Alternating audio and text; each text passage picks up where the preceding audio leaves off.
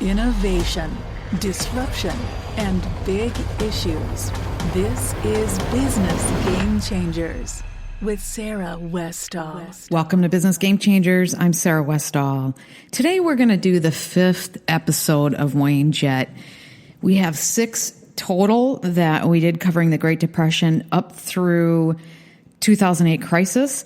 But I'm going to have them back in a couple weeks, and we're just going to talk about the Elite Manifesto that H.G. Wells wrote back in the turn of the last century and how that affected the times and the politics and how that ultimately leads up to today. Very interesting. I don't think people really know much about the Elite Manifesto, and I want to know more about it, and he did a lot of research into that. So that's going to be coming up in a couple weeks. I also want to remind you that if you want to get a copy of his book, The Fruits of Graft, you can go to his website at classiccapital.com, and I have links on my website at sarahwestall.com. Also, all of his episodes are going to be up there and also on YouTube. And if you want to subscribe to my newsletter, make sure you do that. And my Patreon account, I'm slowly building supporters there, and I wanted to get to 100, and once I got to 100, I was going to do special content just for them. Right now, I'm not quite at 20, so if you want to help me, I would really appreciate it. I've had a couple supporters that have given me quite a bit a month, which I really thank you so much for supporting in that way. It's making a big dent on my monthly costs. I'd like to just make sure it's all covered. So I want to get now into my interview with Wayne Jett. Hi, Wayne. Welcome back to the program. Thank you very much, Sarah. Very happy to be here. I'd like to just say one thing in terms of the ending of our last discussion. My intention in my discussions with you is to present historical facts and clear and valid analysis, not to rely on emotions. And sometimes when I fall short of that, I apologize, but that's my intent. And so we're going to go from that point today. So let's do it. Okay, let's go. There has been some additional questions that people had online. Do you want to answer a couple of those first before we go back? Okay. One thing was the plan to overthrow FDR. We had some listeners ask about General Smedley Butler. Butler. I don't know anything more than they already know about Smedley Butler and that sort of thing. I would just give you my interpretation of those events in general terms, and that is that there could have been no mistake on the part of the Western of the ruling elite, the establishment, as it's called, that FDR was their guy, in my opinion, and that any attempt to overthrow him would certainly not have been by the establishment. It would have been by the opposition. If anyone, as we can see here at the present time, is interested in the so-called fascist rule, I would say that's the establishment. So in terms of exactly how to interpret what went on at that time and whose side was on, who was on whose side, essentially you can say that General Butler prevented a president from being overthrown by a military coup or whatever you wish to call it. But whether he did so for good patriotic reasons or for purposes of carrying out the establishment's goals, I can't say. In any event, FDR stayed in office and did what he did, and he certainly was, in my opinion, a very sophisticated and well-regarded operative of the ruling elite. I think that's what the historical facts show, and that's my conclusion about it. So it could be that when they tried to overthrow him, they were trying to keep him from doing what he was doing. And it could have been a patriotic overthrow, but there's no way to prove it one way or the other at this point. I haven't done enough investigation to express a final conclusion about that, but the overall outcome was certainly to preserve and extend the very detrimental efforts of FDR. Let me mention to you an item on him that I have not had the chance to include in our discussion. It's included in my book, but I believe it was in the fall of 33. It might have been the fall of 34, but the autumn. But it was early in his first term. FDR wrote a personal letter to a man by the name of Edward M. House, known as Colonel House. He was well known not so much during FDR's term. He had become well known in public before that because he was the go-between between the ruling elite of Wall Street and Woodrow Wilson during Wilson's term. And so he was certainly one plugged in with the establishment and, out of the limelight during FDR, but nevertheless someone in which, with whom Roosevelt decided to have that personal exchange. And he wrote him a letter. I quote two sentences from that letter, both of which are, I don't have them right in front of me because I didn't have this question in mind. But essentially, those two sentences are, you and I both know that every administration since Andrew Jackson, that would have ended in 1836, every administration of this government since Andrew Jackson has been owned by the financial sector of a certain portion of this country. That's a significant sentence. The next sentence was just as significant, but it didn't dawn on me just how until quite some pondering about it. The second sentence was, and it immediately followed the first one, it said, right now we are engaged in much the same battle that Andrew Jackson was engaged in, but now it is being fought on a much broader scale. Now let's examine that last point. Andrew Jackson's battle was absolutely, definitely full out against the privately owned central bank that was owned at that time, was owned privately, just as the Fed is. So to say that in the Great Depression and the poverty and anguish and so forth of all of that, that right now we're fighting the same battle on a much broader front, is to say that this is a battle between the people and the people who own the central bank, fought on a broader front. It means that we're fighting the same battle, but this time the president is on the side of the big bank, the ruling elite, not like Jackson was, absolutely against it. So that, in my opinion, was an explicit private statement by FDR that we are fighting to depose and demolish the people of this country on behalf of the central bank. Okay, next question. Someone brought up Afghanistan and the Great Game. Did that have any influence on what was going on? Well, Afghanistan, I don't know what the reference is to the Great Game. I can tell you what I think Afghanistan was about. Okay. It was about taking over the poppy production of Afghanistan and expanding it. I think it's now 10 to 15 times larger than it was at the time the Taliban was ruling the country. They were basically stamping out the production of heroin, poppies in Afghanistan.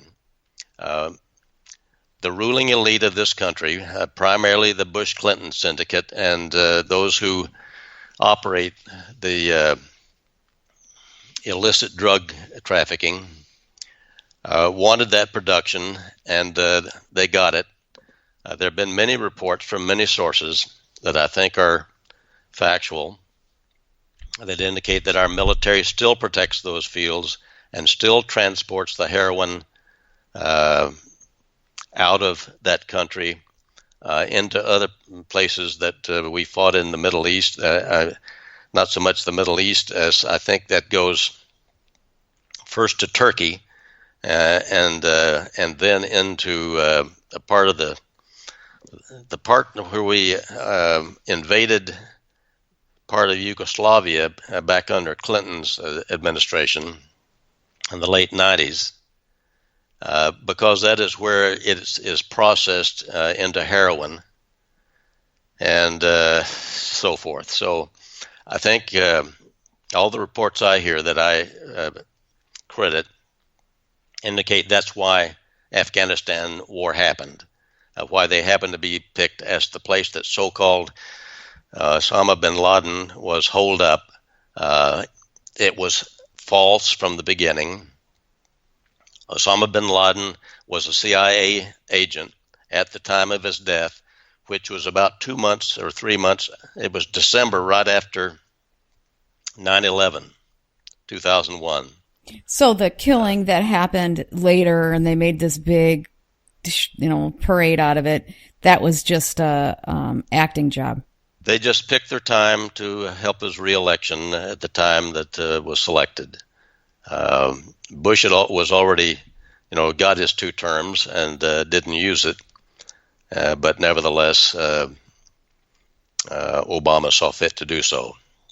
Okay. And a great tragedy of that was the later assassination of the SEAL team that was sent in to do that and knew about it. At least they were. It was said that they were sent in to do it, and they wound up being put into a Vietnam-era helicopter and blown to pieces in Afghanistan or in Iraq. I can't tell you which one of those wars it was, but they sent them down a canyon at night. At least that was what it was said, but I'm not expert in that, and so all I can do is report what I think I've seen reported from the most credible sources, and that's the agreement on basically what was done about Osama bin Laden. Somebody else brought up Teddy Roosevelt and how he fit into the picture. Yes, well, I'd like to respond to that. The way I want to do it is to say that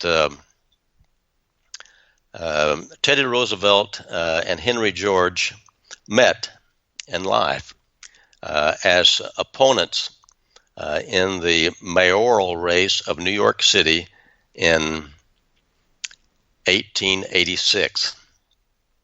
Let me just say as background, Henry George, while writing his great book, Progress and Poverty, during the 1870s, that was, by the way, let me remind you, that was the time of the longest economic contraction in U.S. history, caused by the statute that deflated the dollar to a higher value over that period of time. During that period of time was exactly when Henry George was writing his great book, and at the same time that he was writing it, his newspaper in California, as did many other businesses across the country during that time period, went bankrupt. So his business was failing while he was writing it, and then it became the big hit, as I've told you, and got a New York publisher. And when that happened, and it really went gangbusters, he moved to New York City. He became the highly respected figure across the nation and really around the world that I mentioned to you, described to you earlier. He was so well respected, second or third highest rated respected person in the country, that there was a famous labor leader in New York City, Samuel Gompers, and others who were sick of the corruption of Tammany Hall running the Democratic Party, which supposedly was the party of the people, but the corruption was too much for them, and they recruited Henry George to run for mayor of New York City. He didn't really have the aspirations, but they talked him into it at some length. It was described later by a Columbia University historian as I could quote his comments, but he said it was by far the most outstanding political contest in New York City history in terms of the qualifications of and capabilities of the candidates. The candidate, he was therefore Henry George was the Labor Party candidate. The Democrats recruited a man to run as their candidate that was unbelievably high standing so far as that race is concerned. He had been an industrialist and steel magnate. His company had been merged into Andrew Carnegie's company to form U.S. Steel. So he was extremely wealthy. He had also run for Congress, had been majority leader in the U.S. House of Representatives. And they called him home to New York City to run against Henry George. The Republican candidate, Theodore Roosevelt. So they had the debates, so forth and so on. It came right down to the wire. It was a two-man race. The other candidate for the Democratic Party, I can tell you his name if I can pull up my outline again. I apologize for not having it right in front of me, but here we are. Just a minute. Oh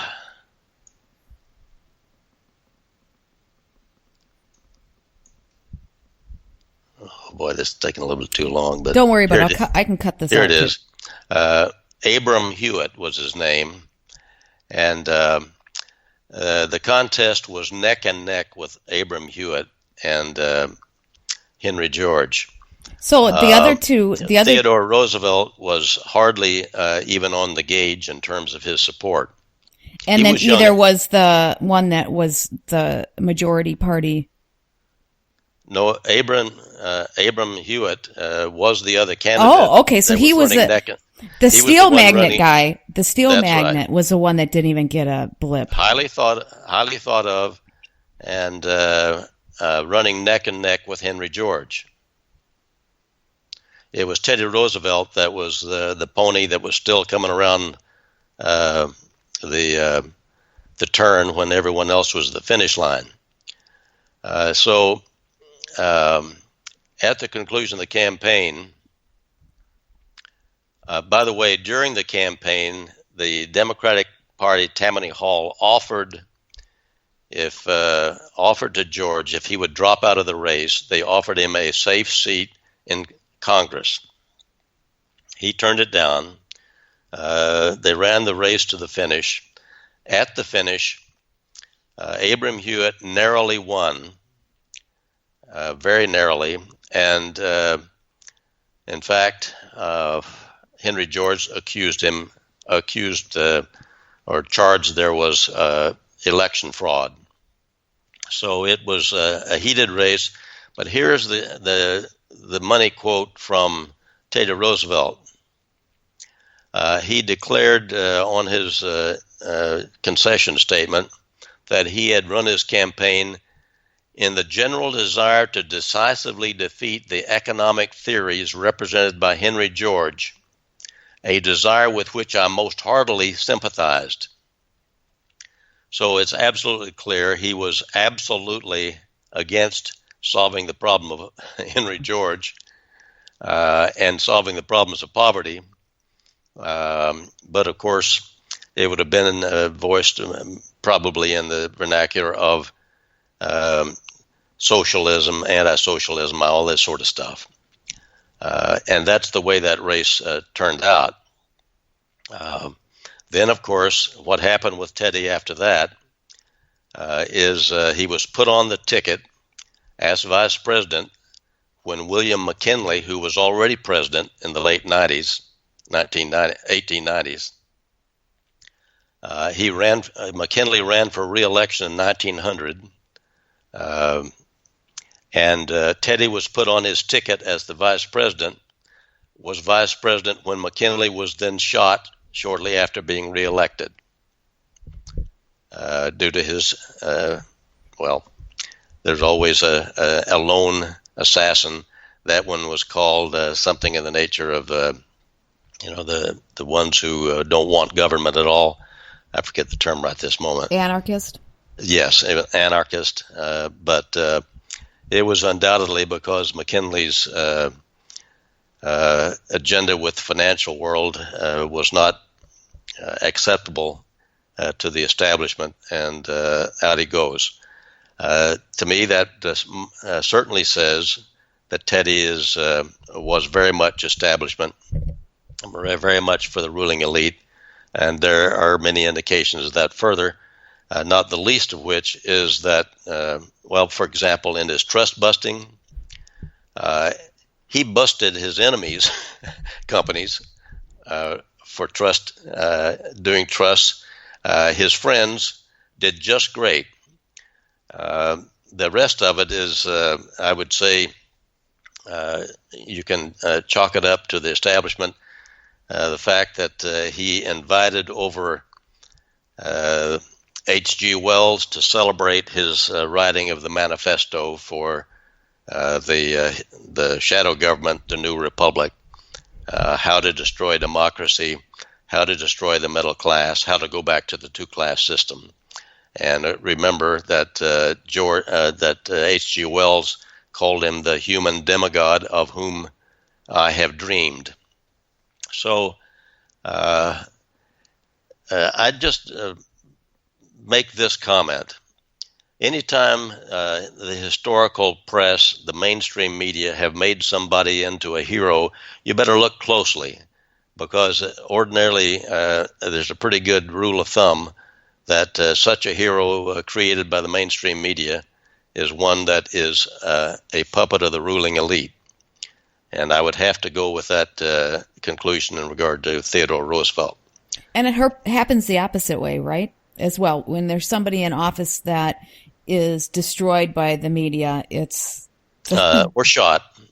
Or shot, yes. Yeah, that would be the case. I think that's a pretty good second rule of thumb. So, any other question?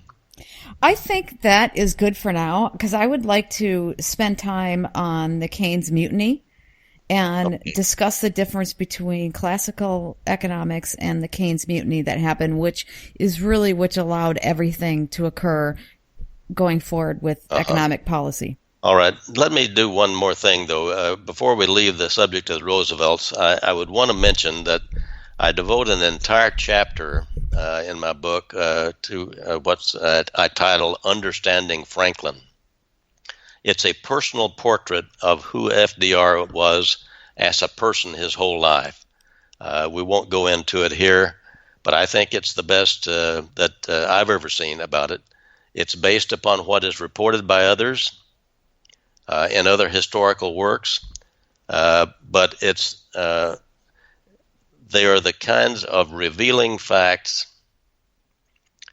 that no one ever has brought to the point of really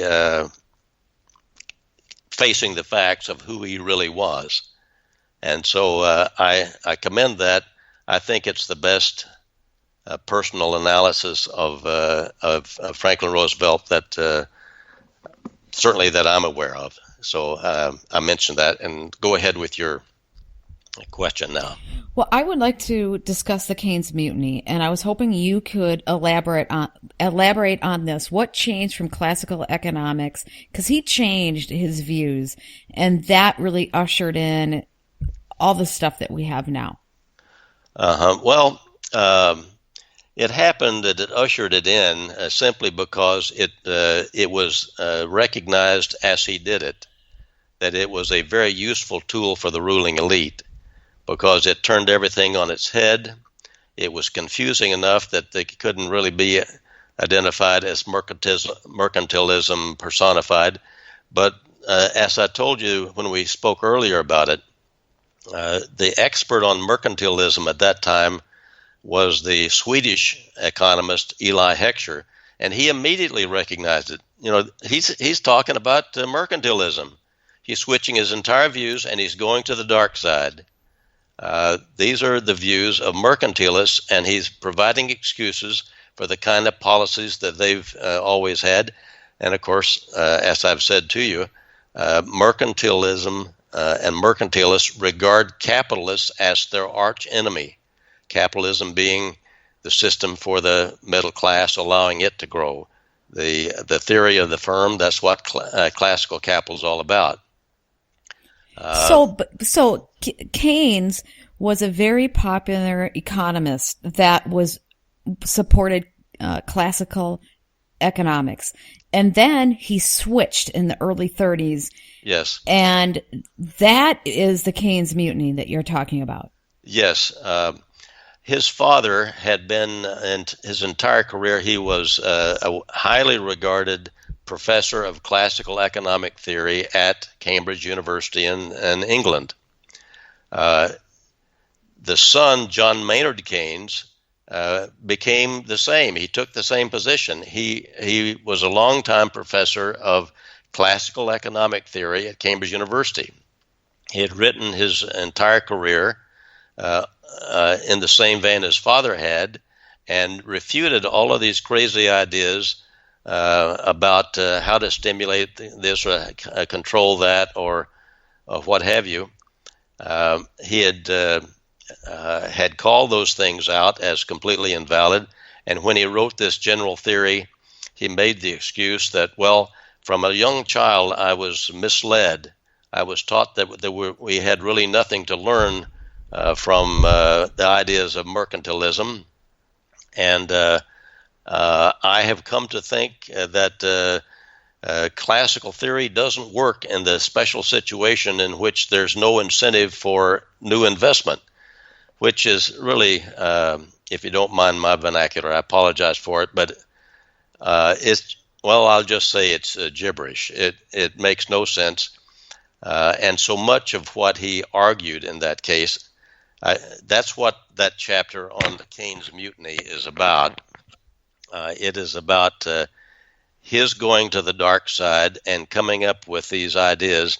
I've listed 10 points of error that are clearly made, that can be demonstrated, and that are accepted as errors today, and yet they still call that book a great book. I mean, it makes no sense. It's hardly even worth picking up in terms of the quality of the ideas that it presented. And yet that's what it amounted to. Now, how did he come to that? He had written a 2-volume work in 1930 that he thought was his life's work. It was about the theory of money or something like that, is what he called it.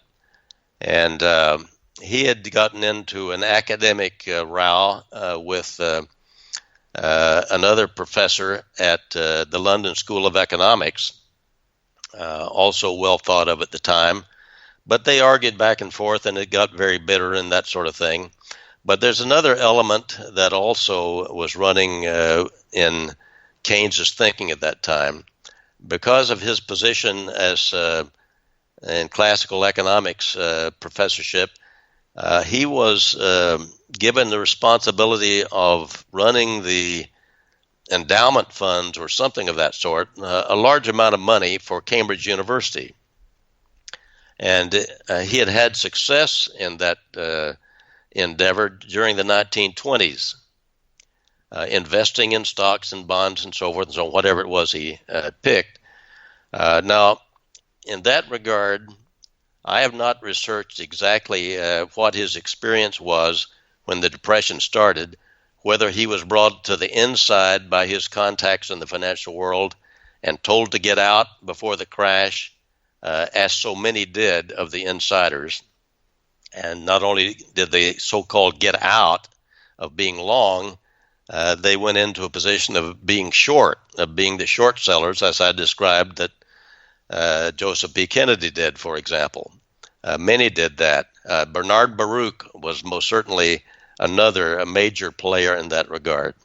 I have another story that I could tell you about his conversation at the home of Franklin Roosevelt in New York City before he was inaugurated about the subject of silver. Yes, talk about that. That would be interesting. All right. The oldest daughter of the Roosevelts married a young stockbroker, financial guy with, I think, the predecessor of Lehman Brothers or something like that at that time during the 1920s. And at the time of the inauguration, the son-in-law and the daughter were living at the Roosevelt Mansion in New York City. And the son-in-law came home from work and went into the parlor, and there was sitting Bernard Baruch, a very substantial man. He had become a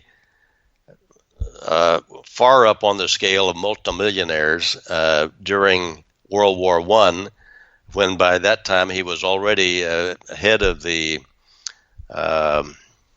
board that took care of all the war purchasing for the government war effort. And he had become very wealthy in that connection in his investments. Well, he was sitting there, and he had been, of course, he was one at the time, a very close advisor, confidential advisor of FDR. And he was sitting in the parlor waiting to be called up to FDR's bedroom upstairs for a private meeting. And when the son-in-law walked in, he immediately recognized Bernard Baruch and introduced himself, very nice, and so forth and so on. And they were sitting there together, or not really together, but across the room, and but the only ones there. And the son-in-law was thinking about it and wondering how to continue the conversation, because Baruch hadn't been, really conversant much with him. And so he looked up and noticed that Baruch was staring at him. And suddenly Bernard Baruch says to him, "I'm very high on silver." Obviously, something that to a stockbroker could be a tip that could change your life. And so they continued their conversation a little bit on that, and the son-in-law sort of queried with him. And anyway, make a long story short, or shorter hope, Baruch said something in the order that I own a certain percentage. I can't remember the amount, except that it was a significant percentage of all of the silver that is above the surface of the earth in the world. So in other words, he was telling the son-in-law, "I'm telling you, I'm high on silver, and I own an immense amount of it presently." Okay? Well, the son-in-law was so enamored with having this conversation, he says that he wrote a book and related this some years later. And he said, I went back to the office, but it didn't even occur to me to alert people there about this thing as to, what a reason there is to invest in this thing if Bernard Baruch thinks it's a great time to buy? Well, right after that comment, Baruch was called upstairs and he left the parlor, and that was the end of their conversation. The point I would make is that after being sworn in on March 15th, I think it was by May 15th of the same year, 1933, the U.S. government increased the price it paid for silver by double. So there was a back deal negotiation so that he could make a killing. Well, he certainly did make a killing, no doubt in my mind about it. And yes, I feel certain there would have been discussions of that nature, but nevertheless, that is the kind of activity that was going on at the time. And there are other aspects that I've relayed in my book about the Baruch situation and how it was that he came to be out of the market, and the crash of 1929, that would have been 4 years earlier. The way he relates it, he was hunting grouse in Scotland in his annual retreat there one afternoon, and it suddenly dawned on him, a feeling came over him that he should go back to the U.S. and sell everything. Yeah. Well, the record indicates that he never told anybody else that he was now changing his mind on the market at that time, but nevertheless he did. And the evidence available indicates, although his tax returns are not fully available, that he was very short the market. He didn't just get out of the market.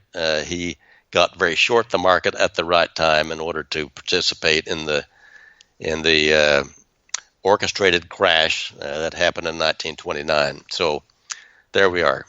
Well, what else can we talk about? Let's talk about after Roosevelt. You discuss a mercantilism, two-party domination. How did this develop, and can you tell us more about that? Well, let's talk, if we can. Maybe we can tie it into coming out of World War II. In 1944, while the war was still going, it was about the time of D-Day. D-Day was June 6th of 44, but it was in 1944 there was we had the Bretton Woods Conference to talk about monetary policy. Well, by that time, it certainly was clear to the U.S. and it was clear to others in the know that we had substantially gathered all of the gold from the countries that had been on the gold standard. No other country had a large reserve, and we had a very large reserve of gold. And so there was a discussion about, well, what kind of international trade system we're going to have. Nobody has gold to back their currency except the United States.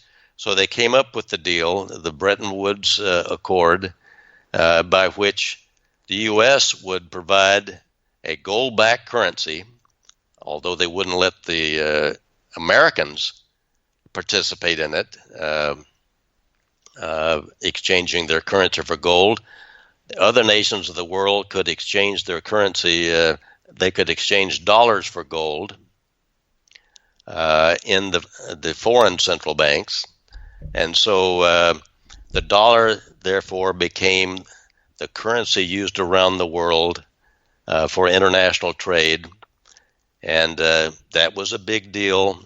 It made the United States the biggest power in the world and certainly the most imperial power in terms of economic leverage over every other country.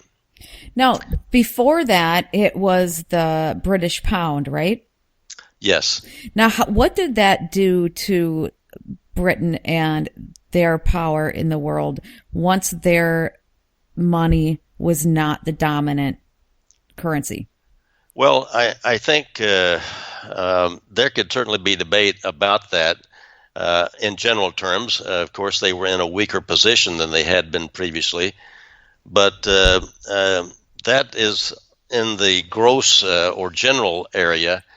Others would say, and very likely with good reason, that the powers of the ruling elite still, in large part, had their connections in the City of London and in Great Britain, in the crowns of Europe and so forth. We talked about the wars and the great amount of killing, the tremendous numbers of lives lost there. In that regard, as I go along here, I want to make a little correction or comment to further the discussion we had about the number of deaths in World War I. I stated the last time we spoke initially that Russia had lost 20 million lives in World War I, and then I wasn't sure whether that might have included World War II. Well, I had an email from a longtime friend and a very capable man in California in response to that, who listened to your report, and he gave me the numbers. If I can make it happen here on my email, just a moment. Here it is. He gave me the actual numbers, and I was pretty close to right the first time. The Russians had 18 million deaths in World War I. 11 million of them were military, 7 million were civilian. 23 million, in addition, wounded. So that's the kind of killing that was going on. And when you put that in the perspective of all that went on, those battles that happened, destroying so many without any particular point, it makes me have the idea that perhaps this was simply an exercise by the crowns of Europe that they were going to shed themselves of some of their population in order to, maybe avert trouble down the line in the future or something of the sort. It certainly was the kind of auto-genocide that I mentioned in our last conversation, it seems to me, and whether it was really a friendly game among the opposing governments is a question to be considered. But let's see. Let's get back to now where you wanted me to go in regard to the after the war. I was asking you about the British pound.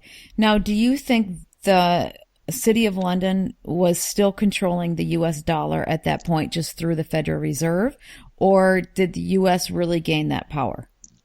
I think the same ruling elite was running the Fed all the time, and they're very much the same running the Bank of England.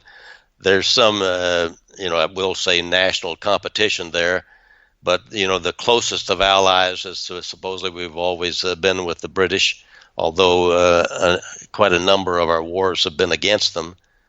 Certainly in the early days.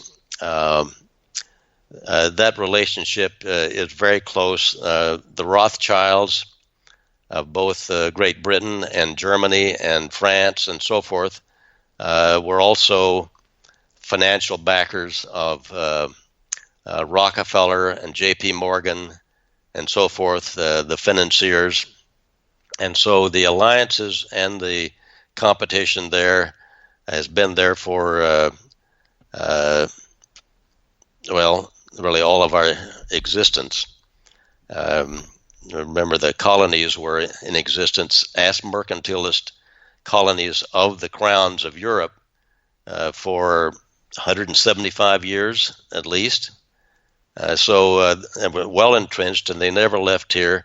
New York, our financial center, was not British. It was Dutch, and developed in a very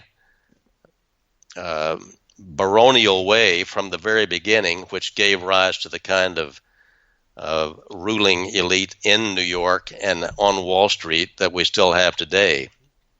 That's an interesting story in itself that I go into in some detail. There are two major river systems in the state of New York. Those were developed in great barony estates by the Dutch, and each barony was, if you wanted both sides of the river, then you got all of the land from that riverside all the way up to the top of the valley. On both sides, you got 7 miles worth of river frontage. If you wanted only one side of the river, the barony was 14 miles of riverfront. So these were very large land holdings handed out to people called patroons, and they ruled those places in the state of New York as if they were the law in themselves. It resulted in the hanging of one man who, among the common people who were working for them, that was trying to, get some more rights for farmers who were working for them. That's a story that goes into the nature of what New York has been about its entire time and why it could come to be something that FDR had said is the ownership of every administration since Andrew Jackson. That was as of 1934, and it certainly has not changed for the better as far as the middle class is concerned since that time. So that is the kind of thing. Yes, we became certainly the military power. Some maybe in Britain would say that, we were just harvesting your young men in order to be the fighters and the edge of our sword in these various places that we're going to attack and overrun around the world. But Britain really never gave up its final say on how things are done and that sort of thing. Those kind of things can be debated, but in terms of whether we can debate that the rulership of Britain and the rulership of the United States is under the domination of the ruling elite that is global in nature, although parceled up in nations of people that have their own identities and are in many times given the ideas that they really are able to elect their own governments. It is one that those governments exist, as Henry George said, under the influence of a powerful pecuniary force that writes all of our laws and molds all of our thinking. So let's go from this point perhaps to where we get to after the dollar is already in that position.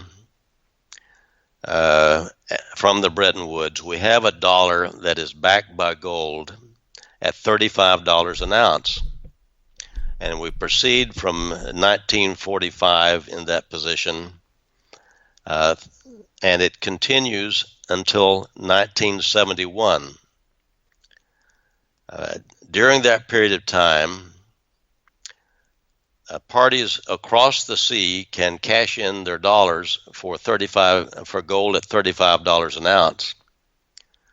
Now, if you are part of the ruling elite and you know that the long-term strategy or tactic is going to be to float the value of the dollar and to take it off the gold standard. You're going to be buying as much $35 gold as you can get. And you can do that by getting your dollars and taking them to central banks overseas, which the international banks are very able to do. And so they can buy that gold.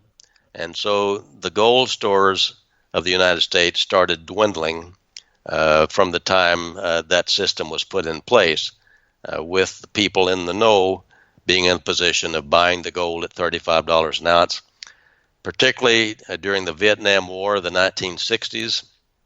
And Nixon didn't want interest rates to rise and didn't want to raise taxes. And so basically he had the Fed print more dollars. And obviously the elite knew that. Wall Street knew that. Interest rates did rise somewhat, but they knew that the dollar was going to have to be devalued eventually, and that came to pass in 1971. The way it was announced was by Richard Nixon from Camp David, August 15th, 1971. He came down from a meeting there, or from the meeting there.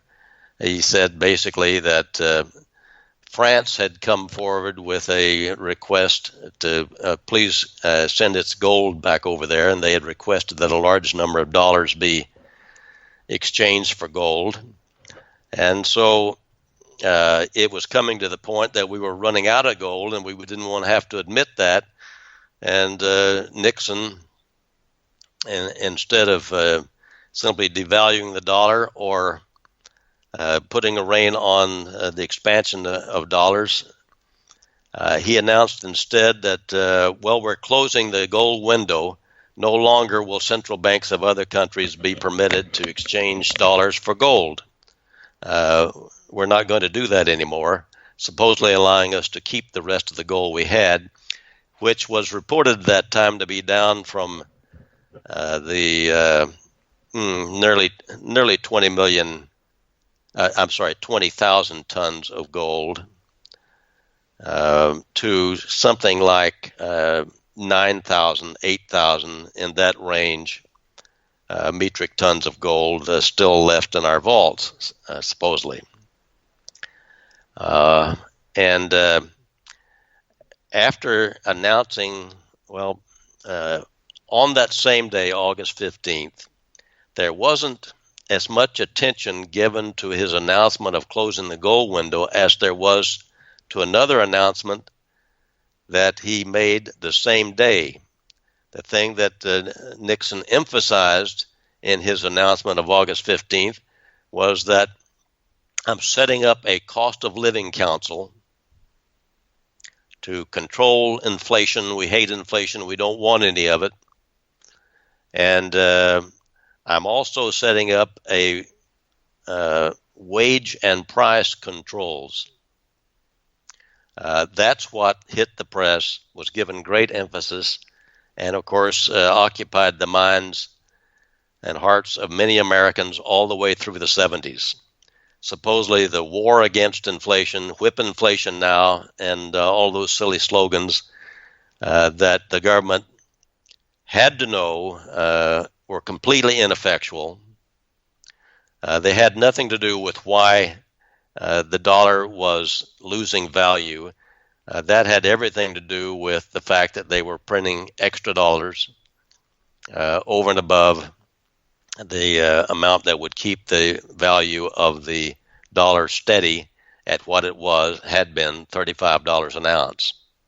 So now the dollar ends up significantly increasing, but during that time, the elites were in the know, but the average person wasn't, that it was a great time to buy.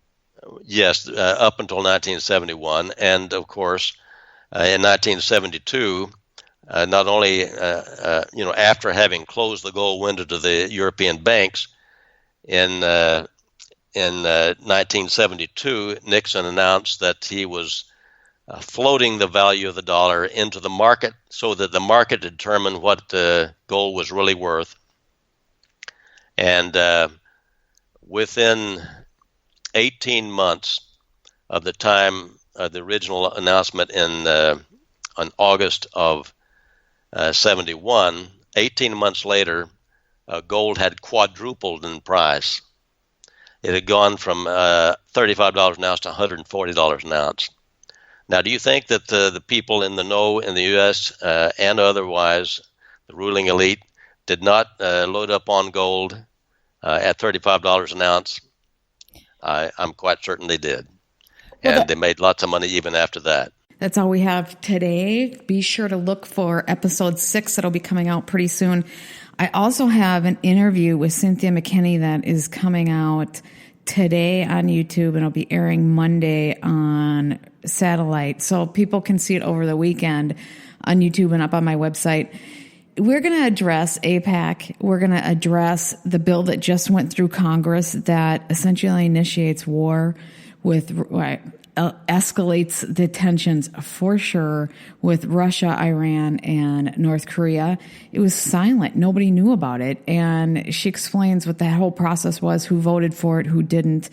And then she addresses Robert David Steele. People are accusing him of being a CIA agent or CIA asset used to discredit Cynthia McKinney, and she just comes right out and talks about her relationship with Robert David Steele. This is a no-miss interview. It's a 2-parter, and the first parter, like I said, will be out this weekend. So keep your eyes out for that. Again, sarahwestall.com, and I hope you have a great day and a great weekend.